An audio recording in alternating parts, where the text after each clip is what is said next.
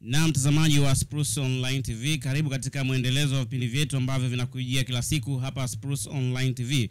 Mimi ni Steven Kamil na mada kubwa siku hii ya leo ni kuhusiana na ongezeko la vijana kujitoa uhai wakiwa vioni.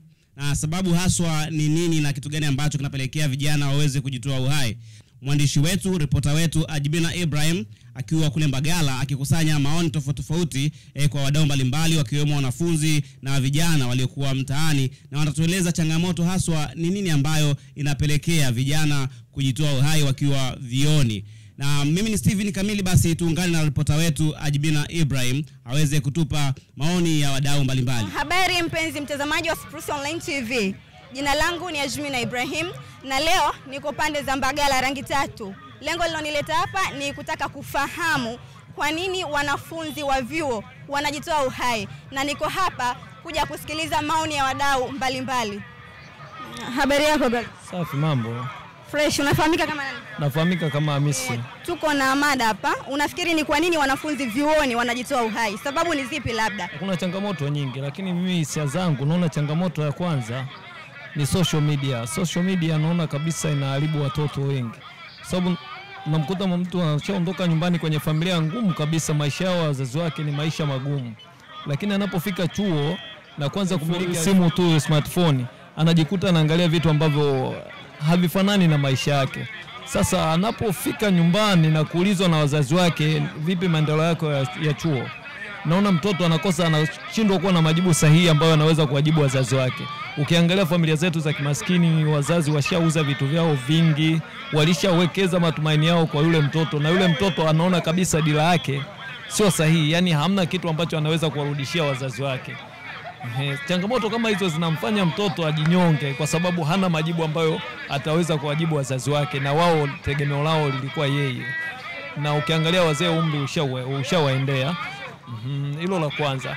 La pili, naona kwamba watoto wengi wanapofika vioni huwa wanabadilisha ule mtazamo wao, tofauti na watoto wa miaka ya zamani, kwamba mtu anajua kwamba familia yangu imenituma kitu gani kuja hapa. Lakini watoto wa siku hizi mtu anaweza kufika chuoni akabadilisha system zake, kwamba anasahau kwamba kilichomleta hapa ni masomo, akajikuta anaingiza kwenye magrupu mengine ambayo hayana faida kwenye familia yake. Hiyo ndio changamoto yangu.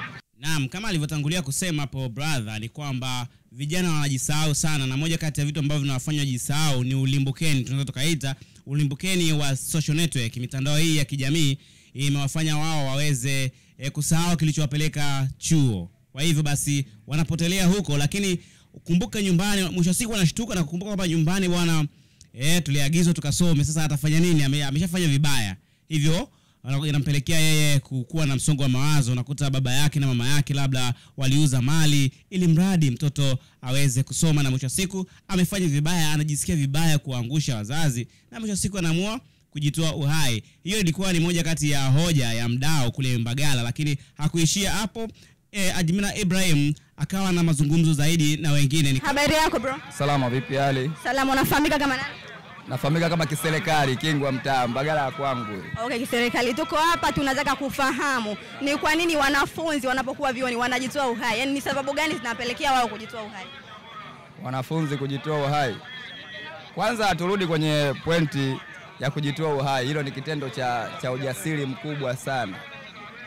Sasa inabidi kukumbwa na msongo wa mawazo mkubwa sana mpaka ufikie hatua kufikiria kujitoa uhai. Na msongo wa mawazo huo hauwezi kuwa kawaida kama huo sio kawaida. Kwa mfano, inaweza kuwa ni changamoto kubwa inamkabili mtu endapo katika upande wa kiuchumi, upande wa mahusiano wa kimapenzi, au upande wa hali ya kimaisha pia.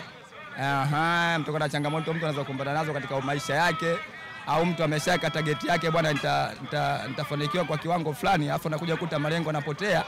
Umeona yote aliyojiwekea amepotea yote kwa kuingiza kitu fulani ambacho kinampa stress. Kama alivyotangulia kusema hapo, anajiita kwamba Kiserikali, jamaa anafahamika kama Kiserikali. Anakuambia matatizo ya kiuchumi, kwa maana ya kwamba labda mwanafunzi yupo chuoni anatoka katika familia maskini, yani wamejitahidi wawezavyo ili mradi mtoto aende chuo, kweli wanapata chochote kitu, mwanafunzi anakwenda chuo kusoma, lakini mwisho wa siku katikati kwa hali inakuwa ngumu, hawezi, anafanya hivi. Ingalia kuwa kuna wanafunzi wengine wana maisha mazuri, wanamiliki simu kali. Sasa hivi kuna kama nilivyotangulia pia mwanzo kusema ulimbukeni wa simu, ulimbukeni wa fashion. Kwa vitu vyote hivyo vinakuwa vinampita, umeona? Sasa inamfanya yeye anakuwa anajisikia vibaya kila siku, na unakuta pengine hii mara nyingi kwa watoto wa kike na ndio inawaumiza sana. Unakuta mwenzio anavaa hivi, mwenzio ana smartphone, kwa maana kwamba ile iPhone, mwingine ana kitu fulani anapendeza kila siku, lakini yeye kutokana na kipato chake kwa kidogo, hali ni duni, basi maisha yanakuwa magumu, na anaona sasa kuna haja gani ya kuweza kuishi, anaamua kuchukua hatua kufanyaje ya kujiua. Mimi nimejaribu kuelezea kama kiserikali mdau huyu alivyokuwa akimaanisha kwamba hali ngumu ya kiuchumi pia inapelekea kuweza kujitoa uhai, lakini kiserikali huyu jamaa kuishia hapo, alizidi kuelezea zaidi. Sababu nyingine zinaweza zikawepo labda vikwazo, yani kukwazwa labda na kitu fulani, eza utakuta mwanafunzi anaingia kwenye mgogoro labda na lecture, umeona bwana, au na uongozi wa chuo, kutokana na matendo fulani ambayo anakuwa mwanafunzi anayo, eza uongozi. Na mara nyingi kesi nyingi za wanafunzi labda utakuta mwanafunzi anagombea demo na lecture, umenyelewa bwana, muda wako ukifika mbona mtu anakutia swap wakati unajijua wewe ni genius, unaweza ukatoka na marks za kutosha, ila unakuta GPA zinazokuja tofauti na akili yako. Umeona, kisa mliingia kwenye migogoro ambayo haina maana, umeona bwana, hizo na lecture au na uongozi wa chuo. Sababu hiyo inaweza kuwa sababu pia, sababu kwa mifumo ya sasa hivi lecture wengi tunasikia hizo bwana, kugombea mademo na wanafunzi, fisikali ya kwangu nayo naitaka hapo hapo. Kwa inatokea migogoro kama hiyo, utakuta mwanafunzi anaweka ambaye mimi nitapata GPA ya 5 4 3, ila anakuja kukuta kaanguka vibaya.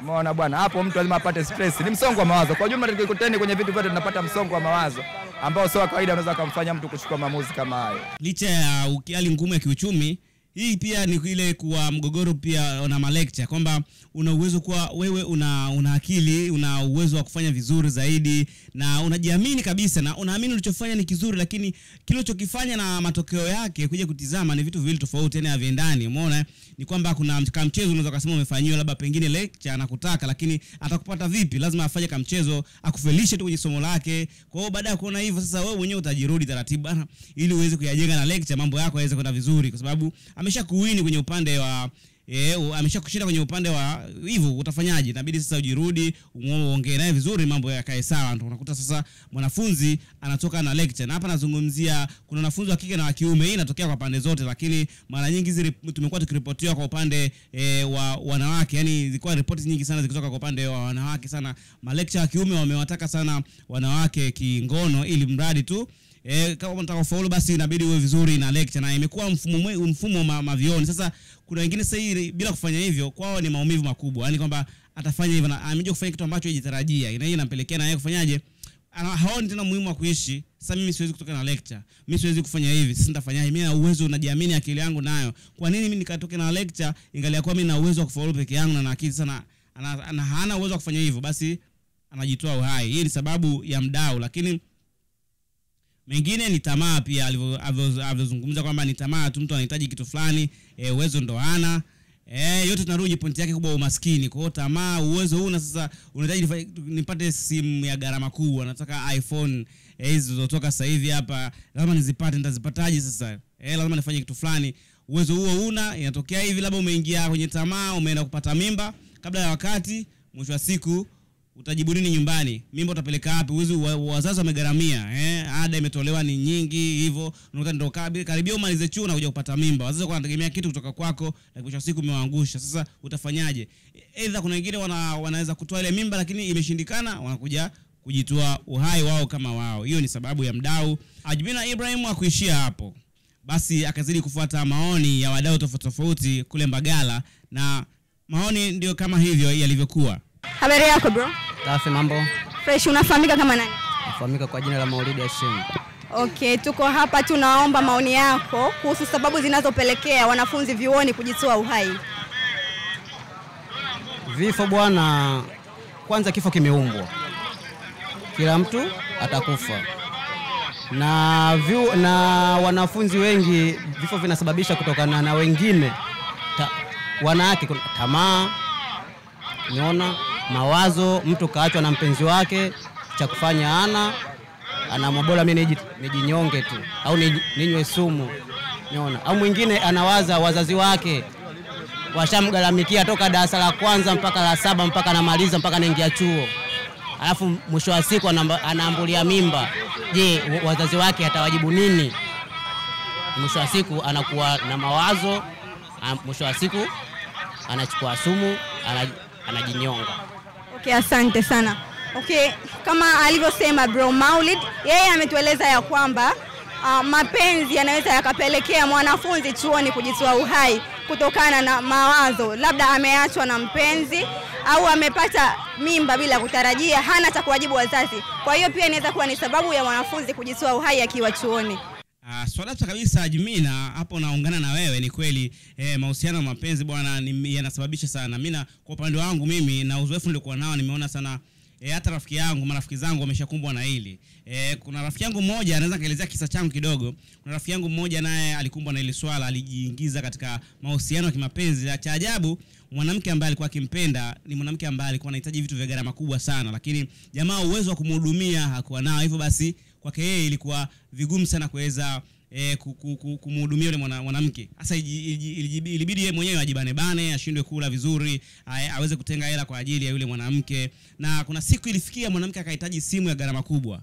Basi jamaa alijichanga akawa hali kabisa, akapunguza bajeti ya kula mchana. Mshikaji wangu yule akawa mchana hali kabisa, akahifadhi pesa kwa ajili ya kuweza kumnunulia mwanamke yule simu ya gharama. Kumbuka ni mwanafunzi mwenzie pia wako naye chuoni, lakini ndo kama hivyo mwanamke anahitaji vitu vya gharama kubwa zaidi. Mwisho wa siku jamaa aliweza kujitahidi, akapata kiasi cha pesa na kwenda kumnunulia mwanamke yule simu ya gharama aliyohitaji. Cha ajabu, baada ya kufanya hivyo, mwisho wa siku baada ya siku kadhaa anakuja kumfumania mwanamke yule na mwanaume mwingine ambaye pia ni mwanafunzi wa pale pale chuoni.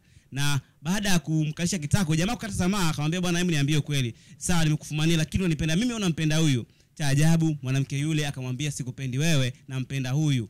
Jamaa alikuwa na hasira kweli kweli, na sisi tulikuwa tunashuhudia kama marafiki, tulimshauri, lakini baada ya kipindi kifupi alikuwa mpweke sana. Hakuwa anapenda kukaa karibu na marafiki zake tena kama awali, hakuwa anachangamka sana. Lakini tulikuja kushtukia tu taarifa ni kwamba amejitoa uhai. Ilikuwa hivyo na ilikuwa ni majonzi sana, ilikuwa ni huzuni. Tuliumia sasa kama marafiki, lakini hiyo ndio ilikuwa changamoto, na vijana wengi sana mavioni wanapitia changamoto kama hiyo. Huo ni mfano halisi ambao hata mimi niliweza kushuhudia. Kwa hivyo Jimina Ibrahim, naungana na wewe kwa maoni ulikuwa umeyatoa. Unaitwa nani? Naitwa Anet. Unajishughulisha na nini hapa? Tunaona nguo, lakini ndio biashara yako au ni shughuli gani unafanya? Mimi nimegraduate. Nafanya biashara. Ofisi yangu ipo Kimara. Fotoa, nauza nguo za aina zote za kiume. Sawa bwana.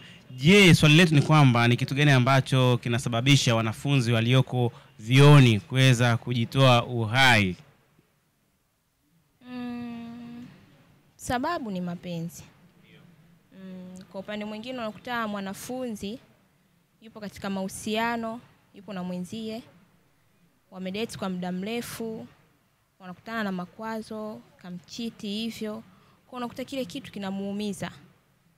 Mwisho wa siku anaweza akajiua. Kwa upande mwingine tunaweza kusema kwa malecture, wanakutana sana na vikwazo vingi sasa kwa watoto wa kike. Hivyo lecture anamhitaji, asipokubaliana na hilo jambo unakuta mitihani yake anafeli kila muhula hivyo.